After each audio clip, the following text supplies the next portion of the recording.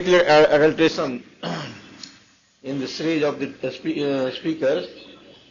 So first of all, we will invite Dr. A.K. Singh, President Geriatrics Society of India, Varanasi, and he will be talking on the very new important topic, useful for all of us. Gut microbiota in hypertension. So this is a very new topic. I think it is at least new for me, gut microbiota in hypertension. Thank you, Chairperson, for your kind words. My topic is the role of gut microbiota in hypertension. Really, it is a new topic for cardiologists especially. Now, the gut microbiota. In our gut, many microorganisms live there. There are bacteria, viruses, mycome, so many things. And you have to imagine their number. It is more than 100 trillion. The microorganisms in GIT, their number increases total number of cells of our body. It is also called the second genome because their number of genes in microbiota, they are 100 times than the human genome, and they affects overall host health. There are many one, but among them Firmicutes and bacteroides. They constitute more than 90% of the total bacteria. Most of the study is on bacteria, still on viruses and mycome, the study is not there. The highest count, that is gram per excrement, lies in the colon. It is around 10 to the power 10 to 11, followed by the distal hilum, where it is around 10 to the power 7. And a recent search, they show that the gut microbiota, it has a significant impact on the hypertension.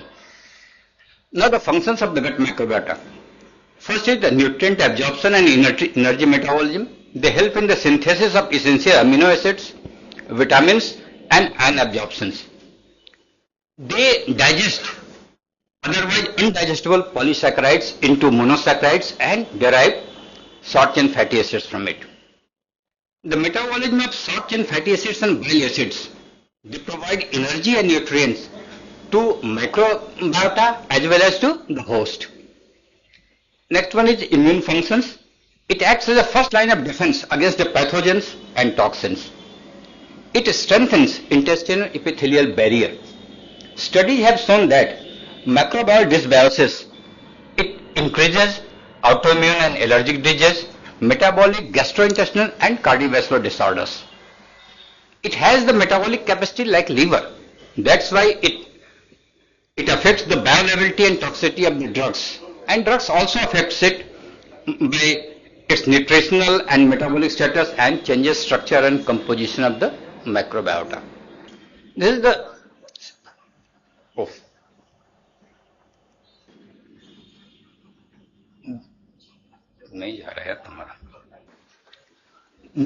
This cartoon shows the eubiosis of the gut microbiota. It has the effect over everywhere. It has access to the heart, lung, brain, everywhere it has the access, though it is not the part. And if there is dysbiosis, it affects everywhere. And it also affects heart,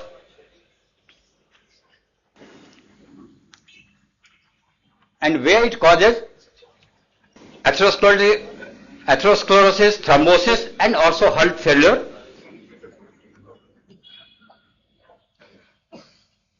And there are numerous studies which show the relationship between gut microbiota and hypertension. In 2017, NIA technology, they showed that the increase in the Klebsiella, Clostridium, Streptococcus, Dysgomonas, Egerthella and Salmonella, they are associated with the hypertensives. And increase in the bacteroides, Roseburia and Faecolibacterium, they are associated with the normotensives. In the same, in 2017, they showed that in hypertensives, increase in Prevotella and Klebsiella occurs with the decrease in the richness and diversity of the gut microbiota.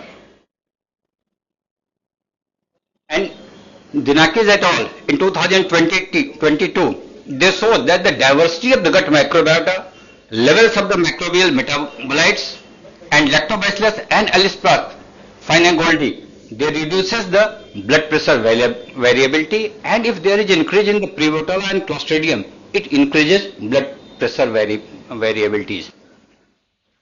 And in 2017, Lee et al. They showed that if the fecal microbiota transplantation from an hypertensive patient was done to the mice, then it raises their blood pressure. In 2023, Young et al. Shows that increase in the blood pressure is associated with increase in the intestinal permeability, enlargement of the muscular layer and fibrotic area of the intestinal wall, reduce in the tight junctions protein, and reduction in the length of the intestinal wall. And in latest 2023, Virmani et al. They shows that if this biosis of gut microbiota occurs, it is strongly associated with 24-hour ambulatory blood pressure, especially in women.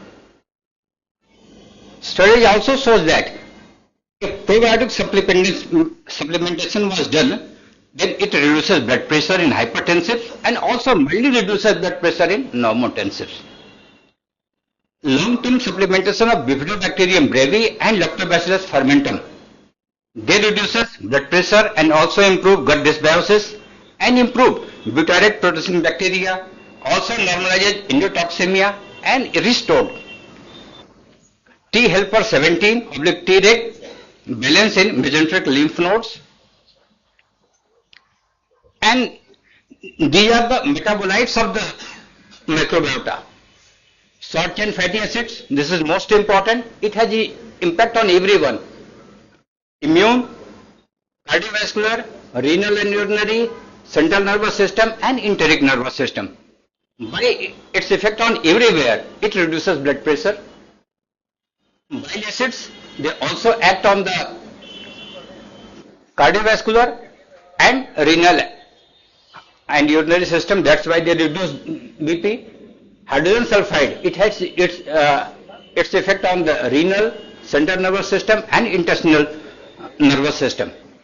But there are two bad things also, like TMAO, trimethylamine N oxide, it enhances blood pressure, and 5-HT, that is serotonin. It has sometimes increases, sometimes it decreases. Now the same thing. The study showing salt and gut microbiota. Studies have shown that if high salt is there, it changes the composition of gut microbiota, their metabolites and also fervicorous bacteroides ratio. It increases inflammatory response and ultimately increases hypertension. And if low salt diet is there, then it increases short chain fatty acids and also reduces BP and improves vascular compliance. Intervention studies for studying gut microbiota or changing them gut microbiota, we can do it by fecal microbiota transplantation or worst microbiota transplantation, antibiotic therapy, diet and probiotic therapy. Our old Indian setting is that जैसा खाओ अन्न वैसा रहे मन, जैसा खाओ अन्न वैसा रहे तन. The gut microbiota is easily altered by dietary changes, which can induce temporary shift in a large number of microorganisms as rapidly as within 24 hours. The main energy source of microbiota is the dietary carbs and also dietary fibers. If there is more increase in dietary fibers in your diet, they increases microbial diversity, increases FB ratio, promote fermentation of the intestinal microbes and increases short chain fatty acid productions. High fiber diet, it is an innovative therapy for the hypertension, because studies have shown that if increased fiber from oat bran were given to the patient, it reduces use of antihypertensive drugs, 24-hour ambulatory blood pressure and office blood pressure, also change beta diversity of the microbiota and increases the relative abundance of Bifidobacterium and Spiridium. And now probiotics. It produces gut microbiome balance. increases host metabolic composition and short chain fatty acid productions. It reduces intestinal permeability and pro-inflammatory cytokines. Administration of Bifidobacterium brevi and lactobacillus fermentum. It improved blood pressure, ALB ratio, and normalizes endotoxemia, restores T helper 17/Treg balance in mesenteric lymph nodes, and also reduces gram-negative proteobacteria and gram-positive Clostridium, and prevented endothelial dysfunction. Now something of short chain fatty acids. They are produced by the fermentation of the fiber by gut microbiota. The state propionate and butyrate, they constitute 90% of the short chain fatty acids. They regulate blood pressure and sympathetic nerve activity, and also studies have shown that there was a negative correlation with blood pressure. They regulate blood pressure by the role of G protein coupled receptors of short chain fatty acid and their downstream immune and epigenetic effects.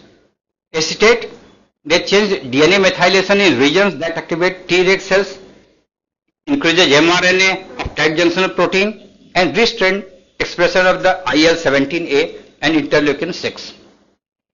Propionate, it reduces hypertension, cardiac hypertrophy, fibrosis, vascular dysfunction, and atherosclerosis. Also reduces systemic inflammation by reducing splenic effector memory T cell frequencies and splenic T helper 17 cells and local cardiac immune cell infiltration. Here all good effects are due to regulator T cells. These short chain fatty acids bind to GPR41 in vascular endothelium, and here they produce vasodilation, ultimately reduce blood pressure. Also relaxes mesenteric arteries through GPR41 and GPR43 pathways and reduce blood pressure. They protect podocytes on the glomerular basement membrane through GPR109A. That's why it reduces proteinuria, glomerular sclerosis, and tissue inflammation, and reduces blood pressure. The exogenous supplementation of short chain fatty acids and high fiber diet reduces salt-induced hypertension, myocardial and renal fibrosis by down-regulating RAS and AGR1 gene expression in the kidneys. Butyrate accelerates beta oxidation of the intestinal mucosa. It depletes oxygen in the intestinal lumen, provides a favorable environment for homeostasis of microbiota, and reduces hypertension and hypertension-related immune inflammatory reactions and target organ damage. Now bile acid, it is a next metabolite. Conjugated bile acids, it reduces succinate, which is a pro-hypertensive metabolite, and reduces BP. Cholic acid and its taurine conjugate, it enhances activity of large conductance calcium activated potassium channels in smooth muscle cells. That's why it causes vasodilation. Here the PXR, FXR, VDR and TGR5 are the receptors which take into the action. FXR and TGR5, if they are activated by all the bile acids, FXR activated by bile acids, it upregulates angiotensin II receptor and prevent development of salt sensitive hypertension. Hydrogen sulfide, it is produced by the enzymatic reactions of the microbiota in colon. Then it is absorbed into the blood vessels, where it stimulates intestinal nervous system, gives feedback to CNS to control circulatory system and regulate blood pressure. It improves endothelial dysfunction in patients with renovascular hypertension, and also improves renovascular hypertension by reducing synthesis and release of renin. 5-HT, 80 to 90% of serotonin is produced by the enterochromaffin cells in the intestine modulated by spore-forming bacteria, and after absorbing into the bloodstream, it stimulates vagus nerve and produces vasoconstriction and increase BP. These two are some bad things which are produced by the bad microbiota, which we say. TMA is a choline metabolite produced by gut microbiota. Oxidation of TMA in liver produces TMAO, that is trimethylamine N oxide, and it increases pro-hypertensive effects of the angiotensin II. That's why it increases blood pressure. Vast microbiota transplantation. Fecal microbiota transplantation was the old, now it is the recent one. In this, WMT, a relatively safe and quality controlled microbiota for transplantation is prepared by sanitizing fecal matter by removing food remnants, parasitic eggs, viruses and inflammatory factors from it. After study, author given these conclusions. One was microbiota transplantation. It significantly reduces BP upon discharge. One extra WMT did not reduce BP more. It reduces blood pressure without drugs, and intraanal administration was better than oral, and only 3.7% side effects was there with WMT, like pain abdomen, diarrhea and dizziness. Next generation probiotic, it is also a new thing. We have probiotics which are not very specific. The next generation probiotic are the bacteria with enhanced functional characteristic in treating specific host disease. That is the specific microbiome for the specific disease. The primary candidates in relation to the hypertension are Bifidobacterium brevi, Lactobacillus fermentum, F. pneumoniae, Rosebria intestinalis and Alistipes finegoldi. Though these next generation probiotics are not available till now for the commercial use. But so what we can provide to our patients? Fermented dairy products. We have to encourage them to increase these products because they transport lactic acid bacteria to gut, alter gut microbial composition, increases close connection of gut epithelial cells and inhibit ELPS production. And now to conclude. Several studies have shown that gut microbiota has a great impact on genesis, development, course and complications of the hypertension. Disease progression and complication of hypertension increases with dysbiosis of gut microbiota and improved with its reversal. Gut microbiota can be modified by FMT, WMT, probiotics, diet and antibiotic therapy.